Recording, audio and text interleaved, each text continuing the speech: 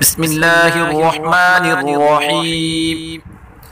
رسول مقبول صلی اللہ علیہ وسلم نے فرمایا، جو شخص میری امت کے فائدے کے واسطے دین کے کام کی 40 حدیثیں سنائے گا اور حفظ کرے گا، خدا تعالیٰ اس کو قیامت کے دن عالموں اور شہیدوں کی جماعت میں اٹھائے گا اور فرمائے گا، جس دروازے سے چاہے جنت میں داخل ہو جاؤ۔ اس عظیم الشان ثواب کے لیے سینکڑوں علماء امت نے اپنے طرز پر 40 حدیثیں لکھی جو مقبول اور مفید عام ہوئی۔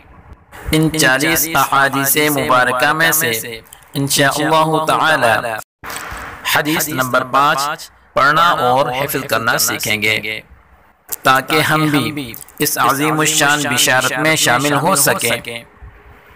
حدیث نمبر 5، لا يدخل الجنة قاطع۔ حدیث نمبر 5، لا يدخل الجنة قاطع۔ رشتہ قطع کرنے والا جنت میں نہ جائے گا۔ حدیث نمبر 5، لا يدخل الجنة قاطع۔ محترم سامعین، اگر آپ قرآن مجید کو تجوید کے ساتھ پڑھنا چاہتے ہیں یا اپنے بچوں کو آن لائن قرآن مجید گھر بیٹھے پڑھانا چاہتے ہیں تو آپ ہم سے واٹس ایپ پر رابطہ فرمائیں۔ جزاک اللہ خیرا، والسلام علیکم ورحمۃ اللہ وبرکاتہ۔